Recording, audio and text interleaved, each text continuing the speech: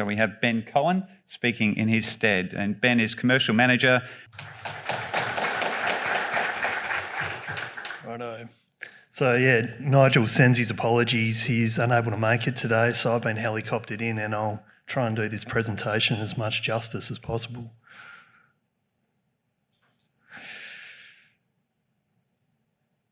Okay, so the important disclaimers first. Obviously, there's going to be no new information in this presentation that is going to be sensitive in nature. Sorry to disappoint some of the users of hot copper. And what's going on here?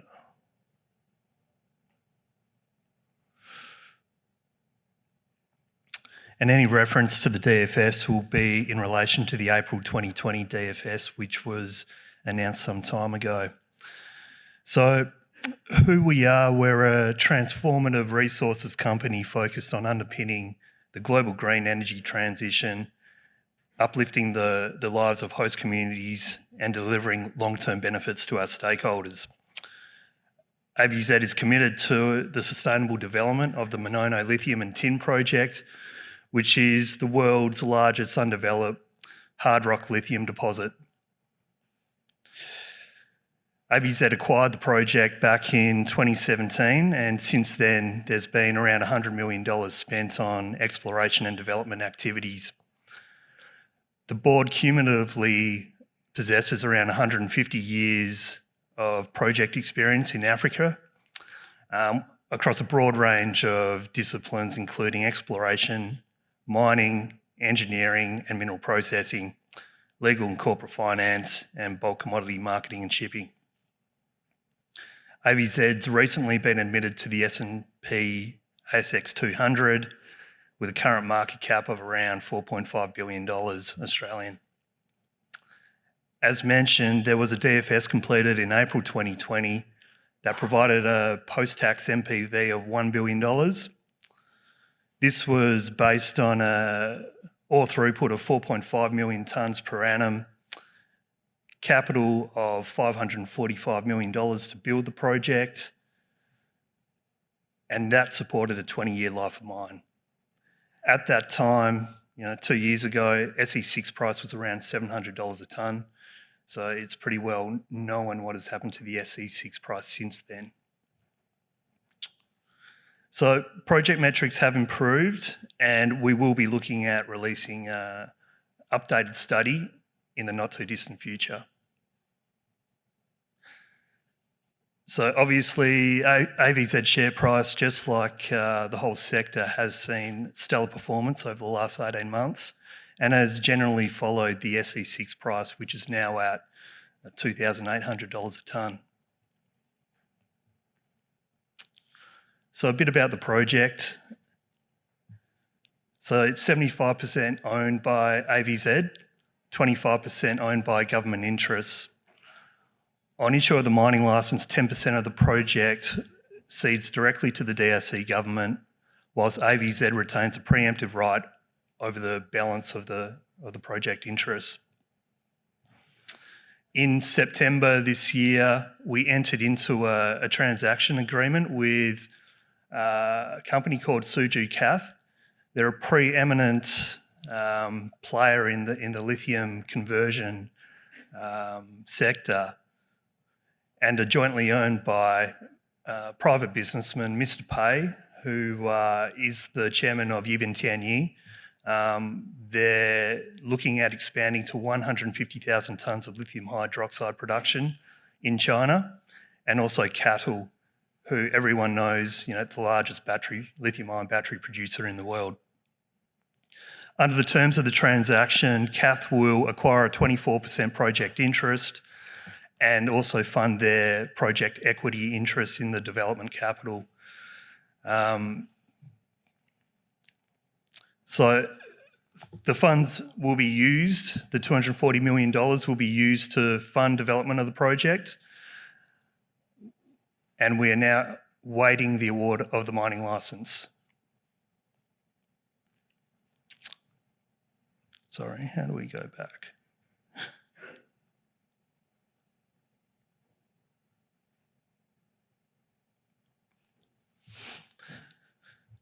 So it's a very simple open pit crushing, screening, HPGR process to produce 700,000 tonnes of SE6, which was contemplated in the DFS. We'll also produce tin and tantalum as a byproduct. Of the 700,000 tonnes of SE6, approximately 150,000 tonnes will be used to produce a primary lithium sulfate product. This is an intermediary product that will be fed directly into lithium hydroxide production and provide an alternative green supply option. Sorry.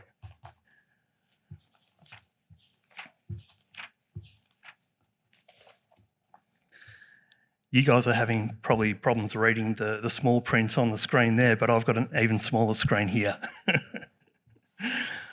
So estimated life of mine is 29.5 years, and that is based on the expanded reserve life, which wasn't available when the DFS was completed. Infrastructure will be available with the Pianawonga hydroelectric power station being redeveloped some 87 kilometres away from the mine. Water is readily available at the man-made Lake Lakushi, and there is road and rail access which has been ridden by our logistics technical experts, and we'll be shipping from both Dar es Salaam in Tanzania along with Lobito Port in Angola. There's been independent assessment done into the GHG emissions of the project, which sees us as one of the lowest GHG emitting lithium producers in the world.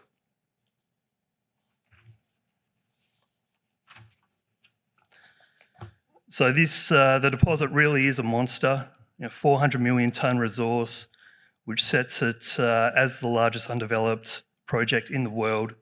Reserves of 132 million tonnes at 1.63%, supporting a 29.5-year mine life.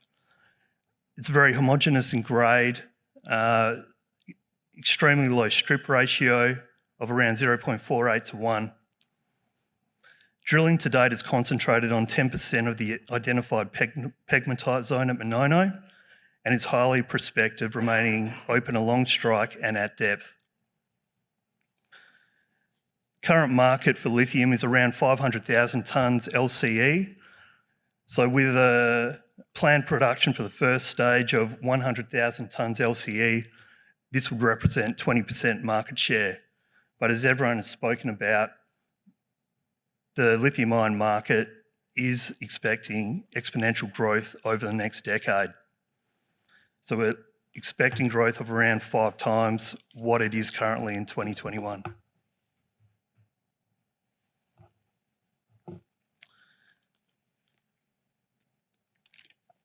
AVZ is committed to achieving sustainable outcomes in the communities we operate, reflected in our corporate social responsibility policy and our sustainable development plan. We will be participating in direct and indirect employment and training opportunities, looking to raise the education standards and healthcare services in the communities, and underpinning new business opportunities as we partner with the DRC government to develop the SEZ. Sustainability reporting will be done to International Financial Corporation Performance Standards, Equator Principles, and World Economic Forum core metrics and disclosures. At the heart of our social development plan is the AVZ Foundation, and this will invest a proportion of revenues delivered by the project back into the communities where we operate. There's been extensive consultation with the communities and was a key part of the 7 environmental and social impact assessments which have been approved by the government. As I said, AVZ is working with the DRC government to establish a special economic zone in the Monono region, and this will provide further economic stimulus with a focus on downstream processing of agricultural products.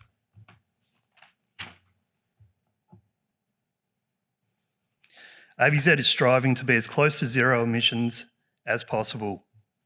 Independent assessment has shown the Monono project could have one of the lowest carbon footprints of global hard rock lithium producers. The Monono project is located within the footprint of a historical tin mine that ceased operation in 1982. So there is legacy infrastructure remaining, such as tailings storage facilities and waste rock landforms. These are largely unrehabilitated, but we will be fixing up the local environment as part of the project. The project's green credentials are underpinned with the refurbishment of the hydroelectric power plant at Pianawanga. The facility has capacity for 6 generators with the potential to produce 44 megawatt hours of power. This will be undertaken in stages as the project requires further power source. Further renewable power options are being investigated and considered, including hydrogen conversion, solar power arrays and battery storage, steam turbine generation from the sulfuric acid plant, which will feed the primary lithium sulfate plant, and biofuel generation, which will stem from agricultural initiatives at the SEZ.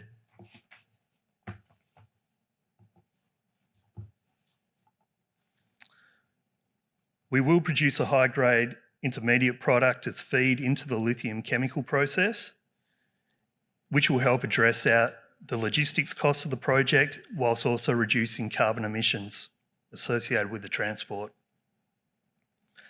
We have a proven process flow sheet which has been undertaken via our Canadian chemical engineers NORAM, and we have produced lithium hydroxide from PLS.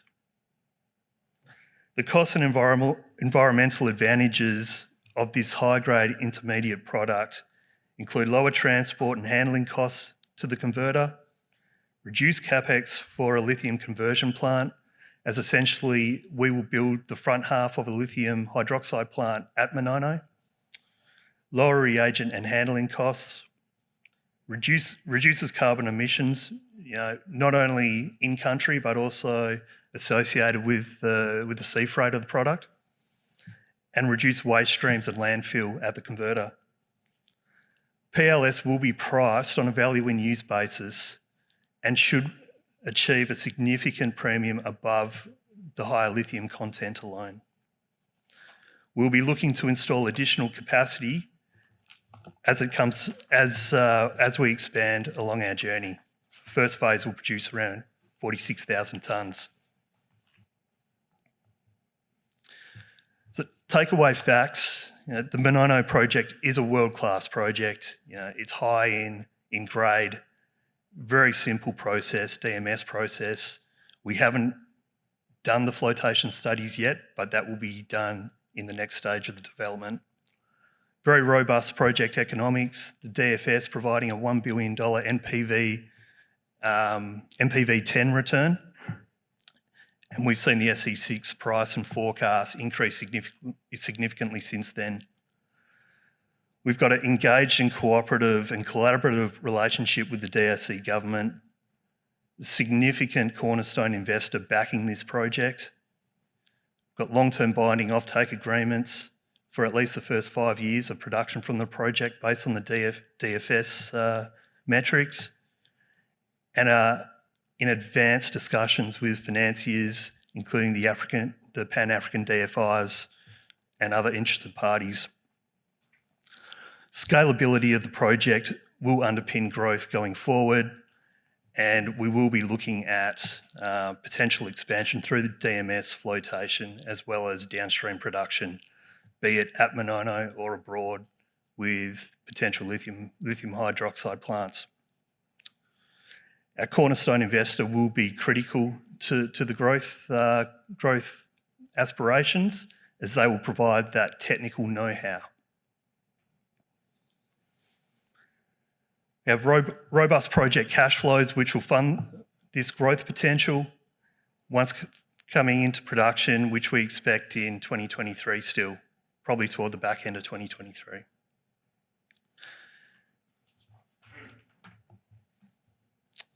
So, thank you for your attendance.